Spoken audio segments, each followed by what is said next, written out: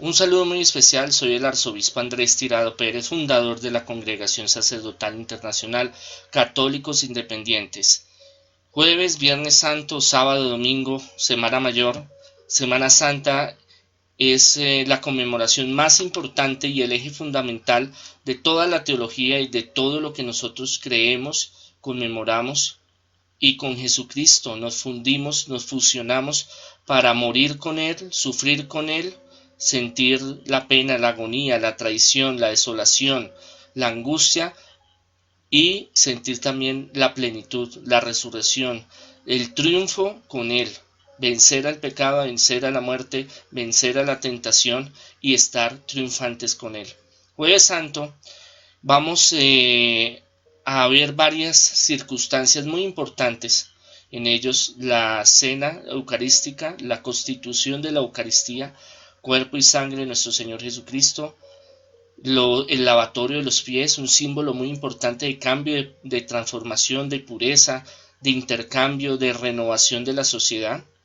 Encontramos la traición de Judas, encontramos cómo Jesús eh, a través de sus 12 apóstoles y crea, construye, renueva un sacerdocio que él mismo instituyó.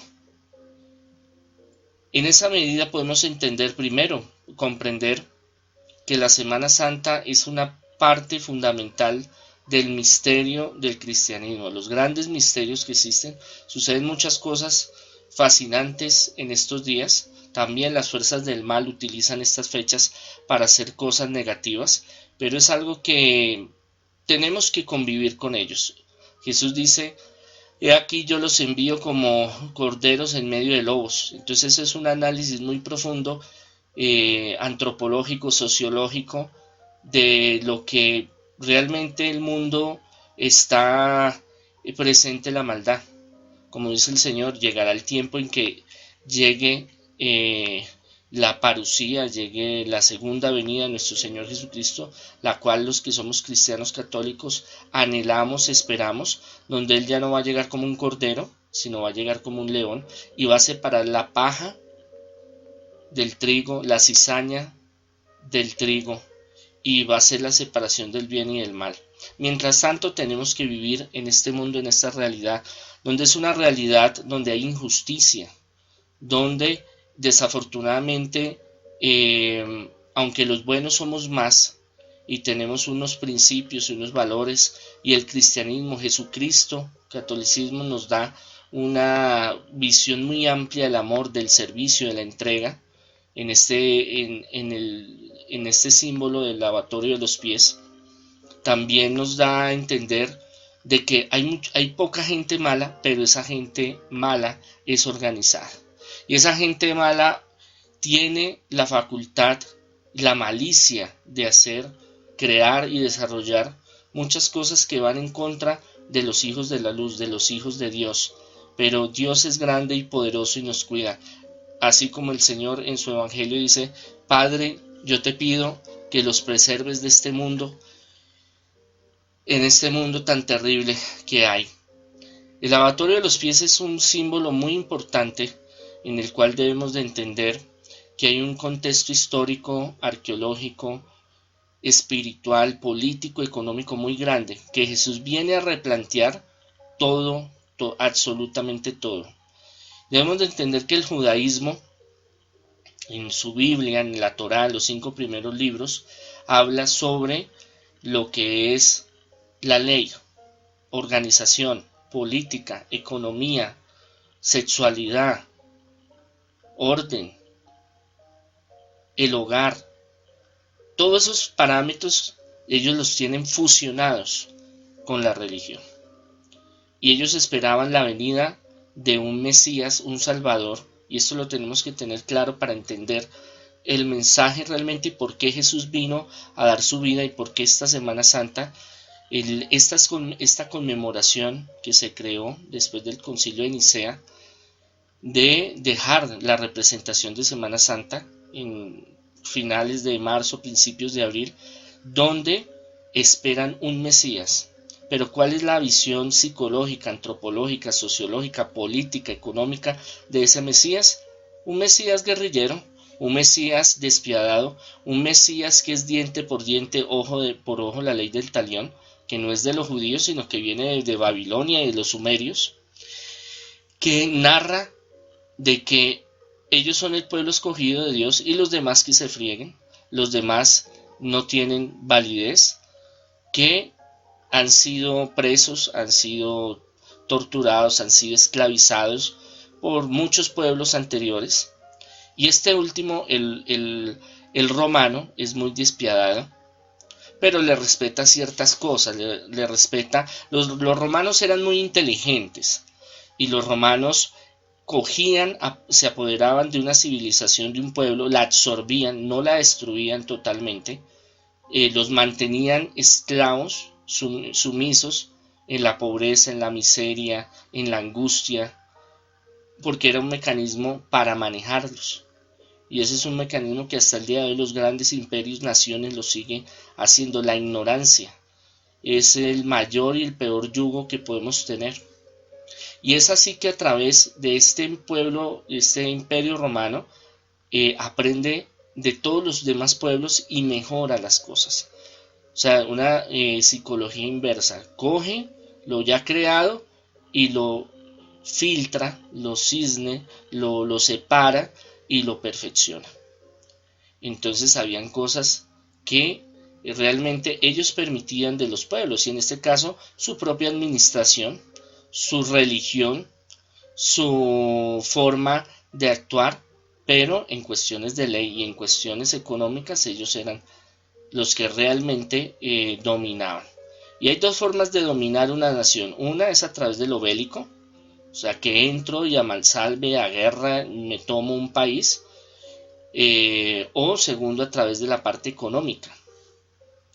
Y esta parte económica es una parte que llama mucho la atención porque es el mismo modelo que se ha seguido utilizando a través de los siglos y de las grandes potencias y las grandes naciones que han utilizado esta forma para poder doblegar, humillar a un pueblo, a una nación.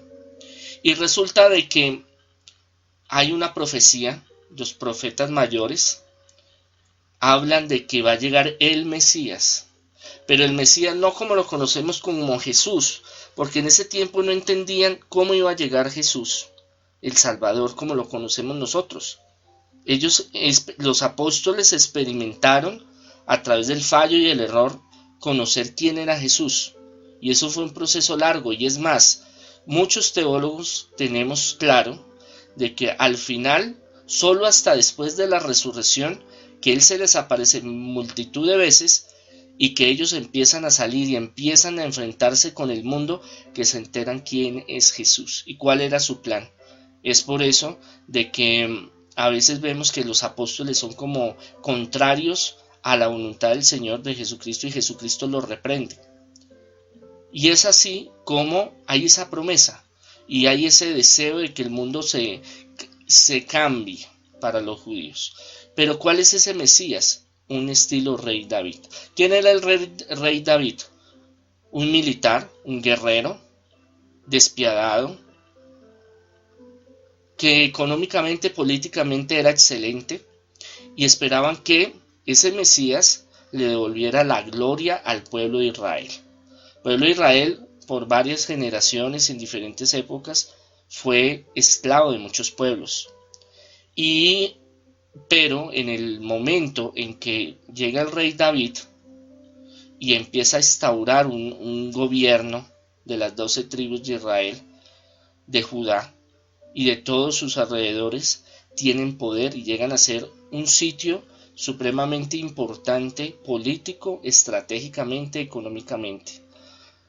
Económicamente y en rutas y en geografía, porque está en un sitio supremamente privilegiado. Israel en ese tiempo, también, era un lugar donde podía pasar de occidente a oriente y de oriente a occidente mercancías, dinero, gente, esclavos. Entonces era una ruta comercial. Y en la antigüedad los que tenían los puertos, los que tenían las entradas comerciales, ganaban dinero y eran los más importantes.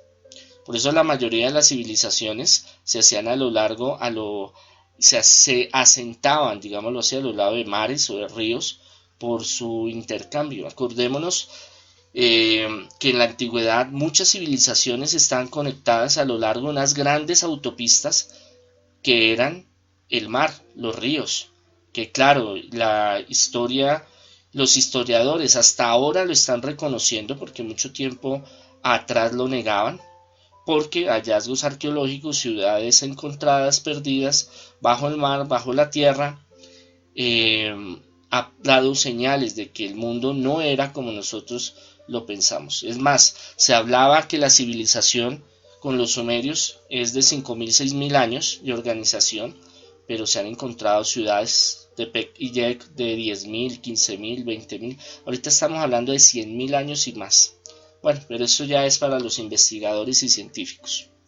Entonces esperaban un Mesías que llegara y sacara, matara, destruyera a los romanos, y a todo el que se pusiera en medio, y el que no le gustaba lo desaparecían. O sea, un Mesías bélico, un Mesías guerrillero, un Mesías que los llenara las alforjas de dinero, que trajera bultos llenos de oro, así como fue el reino del rey David y así como fue el reinado de Salomón. Pero acordémonos que ya con Salomón empezó la debacle, empezó el decline y empezó a dañarse esa estructura que se había organizado el imperio, podemos llamarlo así, del imperio israelita. Cuando llega Jesús es muy incomprensivo. La mente de muchos y en especial de los apóstoles no lo comprenden, no entienden por qué Jesús actúa como actúa. Hay señales en el Antiguo Testamento de varios profetas que hablan de cómo, dónde, cuándo iba a nacer Jesús y cómo iba a salvar, pero de una forma, como lo hemos visto, las profecías dan un ámbito muy general y a veces no es específico. Es un ámbito donde a veces no es muy exacto en sus visiones, en sus sueños, en sus profecías, pero el hecho es que habían muchas cosas que hablaban de la venida del Mesías. Y no solo el judaísmo, sino otras civilizaciones, otros pueblos del Oriente, hablaban de que iba a llegar un rey muy importante para el pueblo judío, para el pueblo del Oriente. Entonces, es una visión muy diferente de lo que los judíos esperaban de que llegara Jesús. Y llega un hombre que lo primero que hace es desvirtuar política, social, económicamente. Por eso es que tienen los fariseos, los saduceos, los sumos sacerdotes, los levitas y los romanos miedo de las revueltas y de los peligros y de lo que este nuevo personaje, que uno lo llaman profeta, rabino, maestro, porque el rabino es muy diferente a la figura sacerdotal en ese tiempo, eran dos conceptos muy diferentes. El rabino estaba por encima del sacerdote. El sacerdote tenía un contexto más de rituales. Acordémonos que en el Pentateuco, en los 5 primeros libros de la Biblia, hablan de toda una parte de estructura. El pueblo judío pasa por el desierto 40 años, que históricamente no se pueden comprobar si fue más o menos, pero sí estuvo un periodo de nómadas a través del desierto cuando Moisés los saca de Egipto, porque creen que Moisés era un mito, una leyenda, y que no estuvieron en Egipto, pero sí se encontró. Lo que pasa es que en la ciudad que estuvo, el mar se la comió, se hundió, pero ya encontraron hallazgos de que Moisés sí existió, que el pueblo de Israel, que en ese entonces se llamaba Israel, era preso, era esclavo y eran trabajadores del pueblo egipcio. Y es así de que a través de ese tiempo el pueblo de Israel es un pueblo que ha estado y se ha mezclado y se ha contaminado con todas las naciones que ha estado. Babilonia, egipcio, hititas, cananeos, bueno, infinidad. Y resulta que a través de ese desierto y esos 40 años, las generaciones que pasaron, Moisés fue estructurando un pueblo, una nación, y entre ellos tenía que organizar una ley, y tenía que organizar economía, y tenía que organizar lo que eran los sacrificios, y decidió dar ministerios, llamémoslo así, dar oficios a las tribus y a los grupos que venían, y desde ahí empieza una purificación de sangre en el cual los judíos se casan entre los judíos y lo que es la Torá, lo que es la ley, lo que es la unidad que les ha permitido sobrevivir a través de grandes holocaustos y persecuciones a lo largo de la vida, porque no es solo con Hitler y la Segunda Guerra Mundial, sino desde tiempos muy antiguos, han sido a través de las diásporas, grupos que han tenido que emigrar de Israel, perseguidos. Pero esa estructura de ley, de organización, de orden, de preceptos, cada uno tenía su función, y en esa función el sacerdote solo se encargaba de los rituales estrictamente de la ley, reglamentados, todo en uno en la Sagrada Escritura, en el Antiguo Testamento. Pero el más importante de la organización es el rabino, el maestro, porque él es el que le enseña la ley, el que enseña la teología, el que enseña a escribir, el que enseña a entender las cosas de Dios, y ese patrimonio que desarrollan a lo largo de estar del desierto, pasar hambre, pasar necesidades, luchar contra otros pueblos, los hace reunirse y ser una potencia. Claro, llegó un momento en que la ley y lo escrito superó lo espiritual. Y es cuando ahí viene Jesús a renovar, a salvar, a venir a traer la salvación a los perdidos. Él mismo lo dice, a las ovejas que se han perdido del pueblo de Israel, con el objetivo de poder brindar, de poder dar luz, de dar salvación. Acordémonos que antes de Jesucristo la humanidad, por sus pecados, la humanidad por no seguir a Dios, por su soberbia, por querer ser más que los demás, por la injusticia social, se alejó de Dios. Entonces el único que podía venir a salvarnos y a reconciliarnos, a hacernos filios, o sea, hijos, con su sangre, filiaciones de sangre, era Jesucristo. Entonces Él llega a renovar todo, a cambiarlo todo, a darle una nueva interpretación de la ley, de lo espiritual, de lo económico, de lo social, de lo político, de restaurar. Había unos sesgos ideológicos, unos sesgos políticos, unos sesgos económicos, sociales, en los cuales ya había un marcado abismo de separación entre los que tenían el poder y los que no lo tenían, de los que son pobres y los que son ricos. Y lo habla varias veces Jesús en el Evangelio, nos lo narra los Evangelios, tantos canónicos que tenemos en la Biblia como los apócrifos, secretos, escondidos. Entonces, cuando Él llega, todo el mundo está siempre esperando la venida del Mesías, pero el Mesías, como les hablo, el Mesías guerrillero, político, económico, rey de estado, que va a coger y va a fumigar a todo el mundo, los va a mandar para el carajo y va a romper todo lo negativo. ¿Por qué? Porque Jesús venía a liberarnos de una forma más profunda, más divina, más eterna, pero ellos solo pensaban en la liberación material. Porque ese es el pensamiento judío. El pensamiento judío debemos de entenderlo. Para usted entender a Jesús y a los apóstoles, usted tiene que hacer un estudio profundo de la psicología, parte histórica y sociológica del pueblo judío y de los judíos. Claro, judíos jodidos, claro. ¿Por qué? Porque ellos tienen una forma de actuar, de pensar, de analizar muy diferente a la que nosotros y Jesús vino a replantear. ¿Por qué? Porque tanto sufrimiento, tanto pasar necesidades, tanto pasar abusos, ellos se reinventan en el desierto, Moisés la tiene clara, restituye toda una organización que hasta el día de hoy se mantiene. Por eso Moisés es una pieza clave y fundamental del judaísmo, porque a través de él organiza a unas tribus nómadas, a unos pobres pelagatos en el desierto, en una potencia. Es la parte ideológica, política, económica y religiosa y espiritual del pueblo judío. En los pueblos de la antigüedad todo era separado. Los poderes eran separados: político, económico, civil, religioso. Para los judíos no. Para los judíos todo es una cosa que está marcada claramente en el Torá, donde está toda la parte jurídica, toda la parte económica, toda la parte espiritual, y por eso es que ellos tienen su forma de actuar y su forma de ser. Entonces llega Jesús y él, desde el mismo acto en que él nace en un pesebre, que ya lo hemos hablado, que es en una gruta, usted va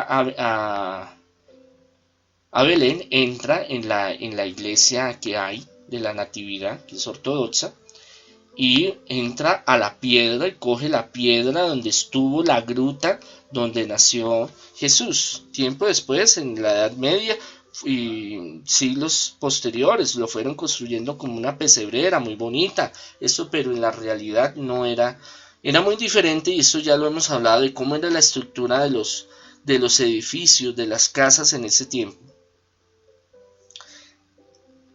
¿Cuál era el punto importante? Habían señales muy importantes, poderosas, para decir que el rey de reyes, el rey judío de esta nación, iba a llegar con poder. Pero él hace todo a la inversa, para demostrar que todo lo que hay en este mundo es banal, es vanidad de vanidades, es pasajero, es de un momento a otro, es una cuestión que se va a pasar y que no va a seguir, que no va a tener objetivo, que no va a tener progreso, que no hay trasteos al más allá. Varios pueblos en la antigüedad cogían a los reyes y a las reinas y a sus súbditos y a sus mujeres y a sus animales y los enterraban. Ahora los desentierran, guaquean y se roban lo que hay o van para museos. Entonces no hay trasteos para el más allá, pero en esa época se creía en eso. Entonces, al llegar Jesús, muestra un cambio y una organización y todo un sistema nuevo, político, económico, religioso, espiritual, que sobrepasa todo lo que Moisés y los profetas y los años de estudio, de vivencia, llevaba el pueblo judío. ¿Por qué? Porque es Dios que viene y se encarna, eso es lo que nosotros creemos, para enseñarnos, para llevarnos a la salvación. Entonces ellos se volvieron muy hacia la parte material, política, económica. Por eso es que debemos de entender ellos cómo trabajan, ellos cómo funcionan, que es de una forma muy diferente a que nosotros, los occidentales, cristianos, católicos, manejamos las cosas. Pero eso no lo sabían los judíos, porque los judíos apenas llega Jesús, presenta un presente completamente diferente, que es el de nacer en un lugar muy humilde y demostrarle a la humanidad que no nació en cuna de oro. Ese es un refrán que se utiliza y era verdad. Los reyes les hacían cunas de oro, porque el oro era de los dioses, y entonces se creía que los reyes venían de los dioses o los emperadores, y que tenían sangre divina, sangre del dios Sol, de Ra, como dicen los egipcios. Entonces, ¿qué es lo más parecido al oro? Al sol, los rayos del sol, el oro. Por eso es que el oro cogió tanto valor y tiene tanta importancia y una fascinación especial. El oro es un metal que atrae mucho. Entonces siempre lo simbolizan con el rey, con el emperador, con el Dios encarnado en la tierra. Y esto, desde que entra, desde la forma en que, eso ya es teología cuántica, desde la forma en que se encarna en el vientre de la Virgen, que es completamente ir con las leyes de la naturaleza tradicionales, está mostrando que Jesús Dios y Jesús mismo al escoger a María para encarnarse, están cortando todos los parámetros tradicionales. Y esto le cuesta mucho entenderlo a los apóstoles y a la gente que lo sigue, porque es que lo que pedía la gente y los apóstoles, la mayoría pertenecían al grupo de los celotes como Judas Iscariote o al partido cananista, y muchos eran inconformes sociales. ¿Por qué? Porque vivían arraigados en la inmunda, endeudados, pagaban impuestos y no comían, injurias en la pobreza, después de ser un país tan bendecido en tecnología, en alimentos, en economía, en política, que otros reyes de otros países tenían que venir a arrodillársele al rey David, a Moisés, a Salomón. Entonces es una cuestión de que ellos siempre en su imaginario y en su esperanza esperaban esa revolución. Es por eso que se hicieron varias revoluciones, pero debemos de entender de que esa pobreza y esa ignorancia hizo de que fueran los agricultores, campesinos, labradores, oficios varios, tener que enfrentarse contra ejércitos como los mejores del mundo, como el romano, estructurados desde niños creados para matar, con una estructura bélica completamente, una tecnología en las armas, en la ingeniería, experiencia de campo, a pelearse con unos simples ahí desorganizados, campesinos llevados, desnutridos. Y por eso pues muchas veces pues el Imperio Romano y otros imperios aprovecharon. Ahora, después de la muerte de Salomón hubo muchas divisiones y peleas internas. Entonces esto hizo de que ese sueño nacionalista de poder, de unificación, se perdiera bastante. Entonces quedara la esperanza del Mesías. Y uno de los misterios, porque lo podemos llamar así, de las actuaciones más misteriosas y que van en contrarrelación de lo que nosotros pensamos de un Dios, es el lavatorio de los pies. Una señal muy clara donde Jesús se humilla, porque ese es el pensamiento de los judíos, al lavar los pies de los demás. Era un signo, el lavar los pies era un signo de inferioridad. Eso lo hacían los esclavos, eso lo hacían las personas, la servidumbre, o sea, era una cuestión. Entonces, ¿cómo así que Él es el Mesías, el Salvador, el que nos va a traer la paz? Y en ese momento ellos no entendían, aunque Él les había explicado varias veces de lo que Él iba a hacer para traer la salvación, pero ellos no entendían, porque ellos tenían ese chip de guerra, de plata, de esa rabia reprimida, de generación en generación, de ser esclavos, de ser maltratados, de ser humillados, de ser ultrajados, de que se aprovecharan de ellos. Entonces ellos querían, luchaban, anhelaban esa liberación. Es más, los más pobres anhelaban un cambio social, económico, político, y esa era la figura del Mesías. Que no solo apareció Jesús, aparecieron varios, pero Jesús tenía una forma muy diferente, una pedagogía, una metodología diferente que rompió todos los parámetros. Por eso se habla antes de Cristo y después de Cristo. O sea, la transformación que Él hizo en el mundo, ni reyes, ni papas, ni empresarios, ni los más duros de los duros ha logrado. Porque Él hizo que la humanidad, la historia se partiera en dos, antes de Cristo y después de Cristo.